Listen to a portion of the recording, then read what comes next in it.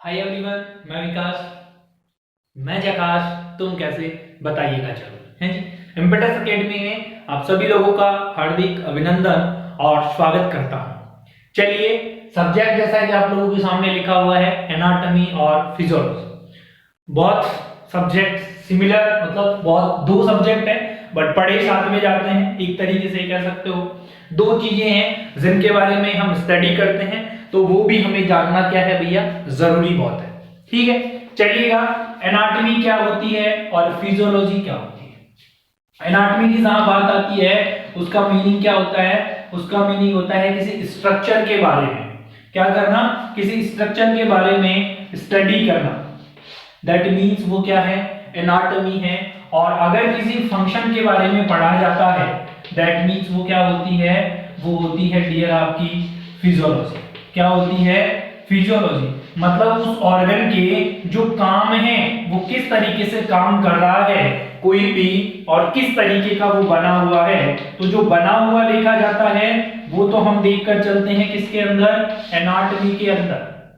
अरे मैं आप लोगों के सामने खड़ा हूं, मेरी शक्ल आप लोगों को दिख रही है, मेरा फेस आप लोगों को दिख रहा है, इसका मीनिंग ये है कि ये मेरी एनाटॉमिकल स्ट्रक्चर है। एक ढांचा जो होता है ना, उसको क्या बोलते हैं, एनाटॉमी बोलते हैं। समझ में आ रही है बात? बार मैं क्या कर रहा हूं, बोल रहा हूं, हाथ पैर हिला रहा हूं, तो मेरी बॉडी ये क्या कर रही है, काम कर रही है, और इसे क्या बोलते हैं, फंक्शन बोलते हैं बेटा। तो सिंपल सी बात ध्यान रखनी है कि एनाटॉमी का मीनिंग होता है कि किसी भी स्ट्रक्चर के बारे में पढ़ना, और फिजियोलॉजी का मीनिंग होता है किसी भी फंक्शन के बारे में पढ़ना। यही आपकी एनाटॉमी होती है और ये आपकी फिजियोलॉजी होती है। बात समझ आ गई? चलिए आगे की तरफ चलते हैं, और आगे हम चलते हैं तो बहुत सारी वैसे तो इंपॉर्टेंट टर्मिनोलॉजी होती है, और अपन specific terminology according to system ही लेकर चलेंगे। इससे पहले एक जनरल सी बात आप लोगों को बता दूं मैं कि किस तरीके से बॉडी बनती है। तो आप सब जानते हैं कि सबसे छोटी इकाई, सबसे छोटी बॉडी का हिस्सा, सबसे छोटा बॉडी का पार्ट जिसे हम क्या कहते हैं, सेल कहते हैं, जिसे कि दूसरी भाषा में बोले तो क्या बोल सकते हो, जिसे हम कोशिका के नाम से जानते हैं। Smallest unit of the body, एक बार क्वेश्चन नहीं 1000 बार क्वेश्चन आया है, और सेल होता है। सेल जब बहुत सारी मिल जाती है तो क्या कर देती है, टिश्यू जो है उस टिश्यू को बना देती है, और उस टिश्यू को क्या कहा जाता है, उसे ऊतक कहा जाता है। और जब बहुत सारे टिश्यू मिल जाते हैं, जब बहुत सारे टिश्यू मिल जाते हैं तो क्या हो जाता है, एक ऑर्गन का निर्माण हो जाता है। और जब बहुत सारे ऑर्गन मिल जाते हैं तो एक सिस्टम का निर्माण हो जाता है, और जब बहुत सारे सिस्टम बन जाते हैं तो इंसान की एक बॉडी तैयार हो जाती है। समझ में आई क्या बात? अब देखिएगा, सेल की बात कर रहा हूं, बहुत सारी होती है, टिश्यू बहुत सारे होते हैं, ऑर्गन बहुत सारे होते हैं, फिर सिस्टम बहुत सारे हैं। अप्रोक्स अपन बॉडी में लगभग 11 सिस्टम के बारे में पढ़कर चलते हैं। जैसे सिस्टम की अपन बातें करें तो आपका कैसा सिस्टम, रेस्पिरेटरी सिस्टम आपका, डाइजेस्टिव सिस्टम आपका, लिम्फेटिक सिस्टम आपका, इंटीग्रेटिव सिस्टम आपका, मस्कुलोस्केलेटल सिस्टम आपका। समझ में आ रही बात? मतलब वेरियस टाइप के बहुत सारे सिस्टम जिनके बारे में हम पढ़कर चलते हैं, और लगभग 11 सिस्टम के बारे में हम पढ़ते हैं। इसी तरीके से हर एक ऑर्गन में, हर एक सिस्टम के अंदर वेरियस टाइप के ऑर्गन्स होते हैं। जैसे डाइजेस्टिव सिस्टम की हम बात करें तो बहुत सारे होते हैं, माउथ होता है, ऑरल कैविटी होती है, सलाइवरी ग्लैंड्स होती है जी, होती है नहीं होती, स्टमक होता है, स्मॉल इंटेस्टाइन होती है, लार्ज इंटेस्टाइन होती है, पैंक्रियाज होता है, लिवर होता है, गॉल ब्लैडर होता है। मतलब बहुत सारे ऑर्गन जिनसे मिलकर क्या बना, एक सिस्टम का निर्माण हुआ। और जब बहुत सारे सिस्टम मिले तब एक जीता जागता इंसान धरती पे आया, जब एक बॉडी का निर्माण हुआ। इसी तरीके से बहुत सारे टिश्यू होते हैं, एपिथेलियम टिश्यू होते हैं, कनेक्टिव टिश्यू होते हैं, एपिथेलियम में भी स्ट्रेटिफाइड होते हैं, नॉन स्ट्रेटिफाइड होते हैं, कोलुमिनार होते हैं, सिंपल कोलुमिनार होते हैं, सिंपल स्ट्रेटिफाइड होते हैं। समझ आ गई बात? बहुत सारे टिश्यू मिलते हैं, जब जाकर क्या बनता है, ऑर्गन। और सेल मतलब बॉडी में भांति भांति की सेल है, बहुत सारी सेल्स हैं जो प्रेजेंट है। सबसे छोटी यूनिट या सबसे छोटी इकाई बॉडी की क्या होती है, सेल ही होती है, जिसे हम क्या कहते हैं, कोशिका के नाम से हम जानते हैं। यहां तक की बात समझ में आ गई यार सबके? बोलो हाँ और नहीं। चलिएगा, वेरी गुड। अगर इतनी बात समझ में आ गई है तो आज हम जो स्टार्ट करेंगे वो हम स्टार्ट करेंगे क्या, डाइजेस्टिव सिस्टम। क्या स्टार्ट करेंगे? Digestive system. देखिएगा सेल के बारे में, टिश्यू के बारे में पढ़ने की बात है तो वो हम और क्लासों में पढ़ेंगे। फिलहाल हम क्या पढ़ने वाले हैं? डाइजेस्टिव सिस्टम पढ़ने वाले हैं। अब देखो ये डाइजेस्टिव सिस्टम जो होता है बड़ा इंपॉर्टेंट सिस्टम है भैया। इसी के बहुत सारे नाम हैं जो मैं आप लोगों को लिख रहा हूं और करके। और क्या होता है इसका नाम? इसका नाम होता है एलिमेंट्री कैनाल। क्या होता है इसका नाम? Alimentary canal. इसी को क्या बोला जाता है दूसरा नाम? और इसी को बोला जाता है गैस्ट्रो इंटेस्टाइनल ट्रैक्ट के नाम से जाना जाता है। ठीक है, इसी को क्या बोला जाता है? इसी को बोला जाता है पाचन तंत्र बोला जाता है। समझ आ रही है बात? डाइजेस्टिव सिस्टम बोलते हैं, एलिमेंट्री कैनाल बोलते हैं, गैस्ट्रोइंटेस्टाइनल ट्रैक्ट बोलते हैं, और बहुत सारी बुक में या सीधा ऐसे लिखा रहता है CIT। हाँ जी, ऐसे भी बोल। तो नाम तो बहुत है, कंफ्यूज नहीं होना है। ये बात एक ही करना चाहता है, और वो बात किसकी करना चाहता है? इसकी करना चाहता है। अब देखो दो वर्ड लिखे हैं मैंने, एक क्या लिखा है? डाइजेशन या डाइजेस्टिव, और दूसरा मैंने क्या लिखा है? सिस्टम। अब सिस्टम तो क्या है? बहुत सारे ऑर्गन है या नहीं? और डाइजेस्टिव का मतलब क्या होता है? डाइजेशन का मतलब होता है कि ब्रेक डाउन होना।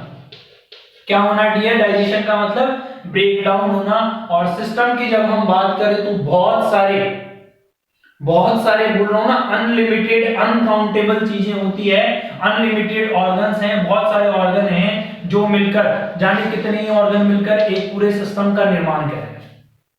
समझ आ रही है बात? तो ये इस तरीके से। अब डाइजेशन में क्या देखते हैं हम? किस तरीके से खाने का ब्रेक डाउन होता है। समझ आया? तो ब्रेक डाउन में मैं आप लोगों को बता दूं, खाना जो होता है वो दो तरीके से डाइजेशन होता है। एक तो क्या होता है, आप जब खाना खाते हैं, या तो एक तो होता है मैकेनिकल डाइजेशन। क्या बोलते हैं हम एक को? तो मैकेनिकल डाइजेशन। और दूसरे की हम अगर बात करें तो दूसरे को हम बोलते हैं क्या? Chemical digestion. मैकेनिकल डाइजेशन और केमिकल डाइजेशन। जब मैकेनिकल डाइजेशन के बारे में हम पढ़ने जाते हैं और देखते हैं तो मैकेनिकल डाइजेशन का मतलब ये होता है कि मैन्युअली, क्या बोला मैंने? मैन्युअली, ह्यूमन मेड, इंसान के द्वारा किया जाने वाला, कि आप जितनी बार क्या करेंगे डियर? च्यूइंग करेंगे। जितना आप खाने को चबाते हैं और जितना आप चबाते हैं उतना ही उसका क्या होगा? स्मॉल पार्ट ऑफ पार्टिकल्स में ब्रेक डाउन होगा। स्मॉल पार्ट ऑफ पार्टिकल्स में ब्रेक डाउन होगा। और जब स्मॉल पार्ट ऑफ पार्टिकल्स में इसका ब्रेक डाउन होता है तो छोटे छोटे हिस्सों में खाने का टूटना क्या कहलाता है? डाइजेशन कहलाता है। क्या कहलाता है? डाइजेशन। अब ये आप तोड़ रहे हैं अपनी इच्छा से खाने को, चाहे आपने 32 बार चबाया हो, चाहे खाने को आपने 36 बार चबाया हो, चाहे खाने को आप 3600 बार चबाएं, वो तुम पे डिपेंड करता है। ठीक है, तो मैकेनिकल डाइजेशन तो अपने वश की बात है भैया, हम जितना चाहे उतना करेंगे। चलिएगा, सिंपल बात ऐसे बोलूं तो मैं क्या बोल सकता हूं? परिभाषा अगर मेरे को इसकी देनी है तो इसकी परिभाषा अगर मेरे को देनी है तो मैं बोलूंगा कि मैकेनिकल डाइजेशन वो डाइजेशन कि फूड को क्या कर देता है? लार्ज फूड पार्टिकल्स, ऐसे लिखना आप लोग, large food particles break down into small food particles, small food particles, that is known as mechanical digestion, कि खाने को बड़े पार्ट से क्या कर दिया जाए? छोटे पार्ट में तोड़ दिया जाए। मैं किस बात को बताया? Mechanical digestion. चलिएगा, एक डाइजेशन खत्म हुआ मैकेनिकल, और नेक्स्ट क्या आया अपने सामने? दूसरा डाइजेशन होता है केमिकल। कैसा डाइजेशन बोला मैंने? Chemical digestion. अब बात तो वही है डियर स्टूडेंट्स, आप ध्यान दें इस बात पे, बात तो वही है। केमिकल डाइजेशन हो रहा है फूड पार्टिकल्स का, यहां भी वो तो ब्रेक डाउन ही रहा है, यहां भी लार्ज पार्टिकल से टूट तो स्मॉल में ही रहा है, लेकिन ये मैन्युअली नहीं टूट रहा डियर, ये केमिकल मतलब ये है कि किसी एंजाइम की हेल्प से खाने का क्या होता हो? ब्रेक डाउन होता हो। दैट मींस वो क्या कहलाता है? केमिकल डाइजेशन कहलाता है। बोलिए भैया क्या कहलाता है वो? केमिकल डाइजेशन कहलाता है। छोटी छोटी बातें हैं लेकिन ध्यान तुम्हें रखना ही रखना है। क्या कहलाता है बोलिए? अरे वन मोर थिंग एक और बार बोलिएगा तो उसे बोलते हैं हम केमिकल डाइजेशन। समझ में आई बात? चलिएगा वेल एंड गुड। एंजाइम की हेल्प से जो डाइजेशन होता है उसे केमिकल डाइजेशन, और मैन्युअली जो डाइजेशन होता है उसे क्या बोला हमने? उसे बोला हमने मैकेनिकल डाइजेशन। इतनी बात समझ आई? Very good. अब नेक्स्ट बात आती है कि खाना टूटता है, तो सबसे पहले खाना टूटा, चलो मान लिया, तो हमने खाने को जो अंदर रखा मुंह के अंदर, उस प्रोसेस को क्या बोलते हैं? तो उस प्रोसेस को हम क्या बोलते हैं? इंजेशन। क्या बोलते हैं? इंजेशन। कैसे परिभाषित कर सकते हैं? Any food particles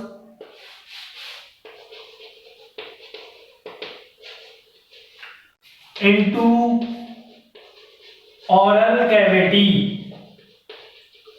and it swallow it कोई भी फूड पार्टिकल्स है जो आपने ओरल कैविटी में रखा है और उसे निगल लिया है, इसका मतलब खाने को मुंह में रखना, और मुंह के अंदर जो रखा जाता है तो खाने को मुंह में रखने वाले प्रोसेस को क्या बोलते हैं? बोलो मेरे साथ में, उसे इंजेशन बोलते हैं। क्या बोलते हैं उसे? इंजेशन बोलते हैं। चलिएगा वेरी गुड। इतनी बात भी आप लोगों की बिल्कुल क्लियर हो गई है। ठीक है सर, इंजेशन समझ में आ गया, डाइजेशन समझ में आ गया। अब आप हमें बताइए कि किस तरीके से खाने का एब्जॉर्प्शन होता है। क्या होता है खाने का एब्जॉर्प्शन? एब्जॉर्प्शन का मीनिंग क्या होता है रे? एब्जॉर्प्शन का मीनिंग होता है अवशोषित कर लेना। क्या कर लेना? एब्जॉर्प्शन मानी अवशोषित कर लेना। समझ में आई क्या बात? अवशोषित। अवशोषित का मतलब उसमें से खींच लेना। क्या कर लेना? खींच लेना। अवशोषित मानी, समझो इस बात को पहले। जैसे मान लो ये आपकी इंटेस्टाइन है, ये क्या है? आपकी इंटेस्टाइन है, और इसमें ब्लड सप्लाई भी चल रही है पेरिफेरल एरिया पे, है जी, ब्लड की सप्लाई। खाना टूट कर आया और ये खाना बह रहा है। क्या कर रहा है? ये खाना बह रहा है। अब ये ब्लड वेसल्स जो होती है इसमें ऐसे ऐसे होल होते हैं छोटे छोटे, ठीक है? तो इसमें जो न्यूट्रिशन है, इसमें जो न्यूट्रिशन है, उस न्यूट्रिशन को क्या कर लिया जाएगा? एब्जॉर्ब कर लिया जाएगा। क्या कर लिया जाएगा? एब्जॉर्ब कर लिया जाएगा। तो उसे क्या बोलते हैं? एब्जॉर्प्शन बोलते हैं। क्या बोलते हैं उसे? एब्जॉर्प्शन। कि ब्लड वेसल्स की ल्यूमन से, अच्छा ब्लड वेसल छोड़ो, आप ये इस तरीके से लिख सकते हैं कि किसकी ल्यूमन से डियर? आप बोलकर चल सकते हैं कि जो आपकी स्मॉल इंटेस्टाइन है, लार्ज इंटेस्टाइन है, जो भी इंटेस्टाइन है, इंटेस्टाइन से, इंटेस्टाइन की ल्यूमन से क्या कर लिया जाता हो? न्यूट्रिएंट्स जो होते हैं उन न्यूट्रिएंट्स को एब्जॉर्ब कर लिया जाता हो, और ये एब्जॉर्ब करना ही क्या कहलाता है? एब्जॉर्प्शन कहलाता है। समझ में आया क्या? बोलो हाँ और नहीं आया क्या? चलिए वेरी गुड। सबसे ज्यादा एब्जॉर्प्शन कहां पर होता है? एग्जाम में क्वेश्चन आया हुआ है, याद कर लो कहां पे होता है। सीधा आंसर देना है कि फ्लूइड का सबसे ज्यादा एब्जॉर्प्शन होता है, तो वो कहां पे? तो हम आंसर देंगे कि लार्ज इंटेस्टाइन में होता है। कहां पे होता है? लार्ज इंटेस्टाइन में। देखो ध्यान रखने वाली बातें बता रहा हूं, एग्जाम में पूछी जाती है। एक बार एग्जाम में पूछा गया कि एब्जॉर्प्शन जो होता है, इस एब्जॉर्प्शन का सरफेस एरिया वो है किस तरीके से होता है? तो देखो एक और चीज बताऊं मैं, आप लोगों ने दो टर्मिनोलॉजी पढ़ी होगी। एक पढ़ी हुई इंटेस्टाइन में क्या होती है? विलाई होती है, और एक होती है माइक्रो विलाई। अरे विलाई की बातें नहीं कर रहा, विलाई बोल रहा हूं, सुन लेना, कहीं पता चले सर तो विलाई विलाई कर रहे हैं, कैट की बात हो रही है। नहीं नहीं बिल्कुल नहीं। किसकी बात हो रही है? जैसे ये आपकी इंटेस्टाइन है, क्या है जी?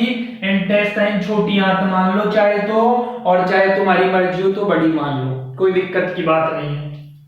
अब इसमें क्या होता है? खाना एब्जॉर्ब होता है, हमें पता है, बिल्कुल होता है, लेकिन इस पे क्या होती है? इस तरीके की स्ट्रक्चर बनी होती है।